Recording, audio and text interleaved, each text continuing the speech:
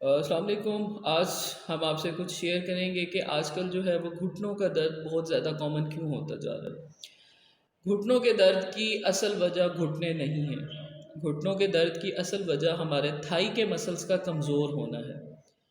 हमारे थाई के मसल्स जो हैं वो एक कलीदी किरदार अदा करते हैं हमारे घुटने की हरकत में, हमारे घुटने के फंक्शन और उसकी जो है वो ताकत में। घुटना बेसिकली हमारा घुटने ने हमें स्ट्रक्चर प्रोवाइड करना होता है और हमारे मसल्स ने हमें फंक्शन में लेके आना होता है। हमारे चलने फिरने, उठने बैठने के लिए जो रिस्पॉन्सिबल होते हैं वो हमारे मसल्स होते हैं। आजकल हम देखते हैं कि हर दूसरा बंदा जो है वो घुटनों के दर्द का शिकार है। उसमें वो घुटनों का ट्रीटमेंट करते हैं, वो अपने मसल्स को भूल जाते हैं। असल जो कल्प्रेट, असल जो मतलब कि उनको प्रॉब्लम्स कर रही होते हैं वो उनके मसल्स होते हैं। अगर आपके मसल्स ताकतवर हैं तो आपका घुटना कहीं नहीं जाएगा, घुटने में आपको कोई दर्द महसूस नहीं होगा। और अगर आपके थाइस के मसल्स कमज़ोर हैं तो वो उसका सारा वज़न जो है वो आपके घुटने पे चला जाएगा। जब हमारे मसल्स ताकतवर होते हैं, एक्टिव होते हैं, उनके अंदर टोन बहुत अच्छी होती है, वो अलर्ट होते हैं, वो आपका साथ देते हैं। जब वो अलर्ट, उनमें नई अलर्टनेस नहीं रहती, जब उनकी टोनिंग नहीं रहती, वो बिल्कुल बेसूद हो जाते हैं। समझ लें कि वो उनके अंदर कोई भी किसी किस्म का कोई एक्टिवनेस नहीं है, तो फिर वो आपका सारे जिस्म का वज़न आपके घुटनों पे डाल देते हैं।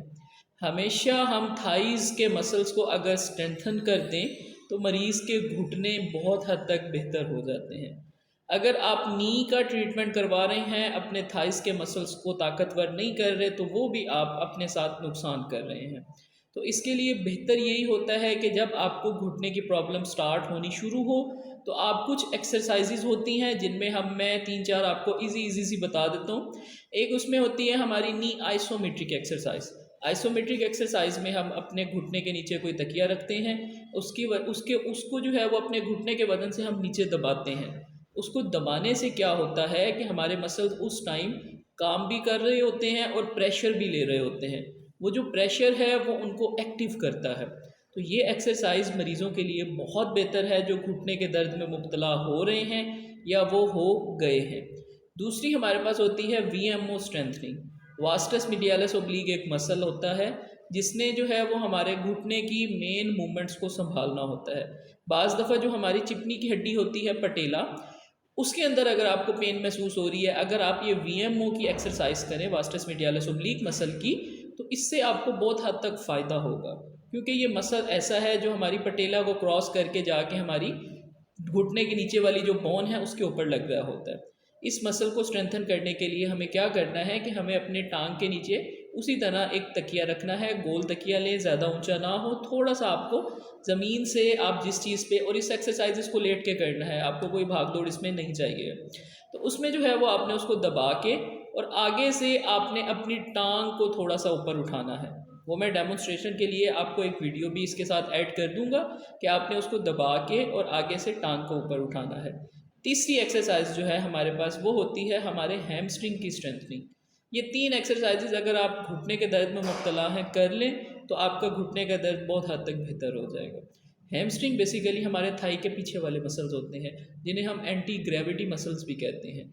जब इन दोनों का, आगे थाई वाले और पीछे थाई वाले मसल्स का बैलेंस होना बहुत ज़रूरी है। जब इनका बैलेंस ख़राब हो जाता है, आगे वाले मजबूत हैं, पीछे वाले कमज़ोर हैं, आगे वाले कमज़ोर हैं, पीछे वाले मजबूत हैं, तो उससे भी आपको प्रॉब्लम होती है। तो उसके लिए ये है कि हैमस्ट्रिंग के लिए आपने क्या करना है, अपनी टांग को इस तरह इकट्ठा कर लेना है।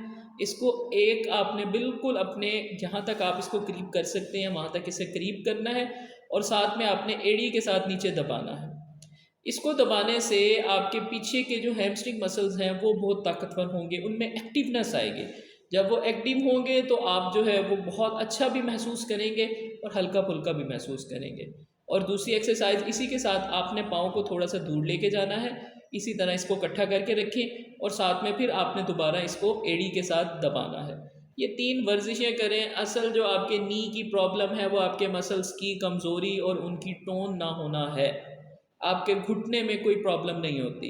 जब आपकी थाइस के मसल कमज़ोर होते हैं, ये घुटना समझ लें कि ये ऊपर वाली हड्डी है, ये नीचे वाली हड्डी है। ये जब थाई के मसल ताकतवर हैं, उन्होंने इसको ऊपर उठा के रखा हुआ है। जब थाई के मसल कमज़ोर होंगे तो वो इसको ढीला छोड़ते जाएंगे, छोड़ते जाएंगे, छोड़ते जाएंगे, जिससे क्या होगा कि आपके जो घुटने के दरमियान जो रबड़ पड़े हुए हैं, जिन्हें हम मेनिस्कस कहते हैं, वो घिसने शुरू हो जाएंगे, क्योंकि वो करीब आ गए हैं जोड़।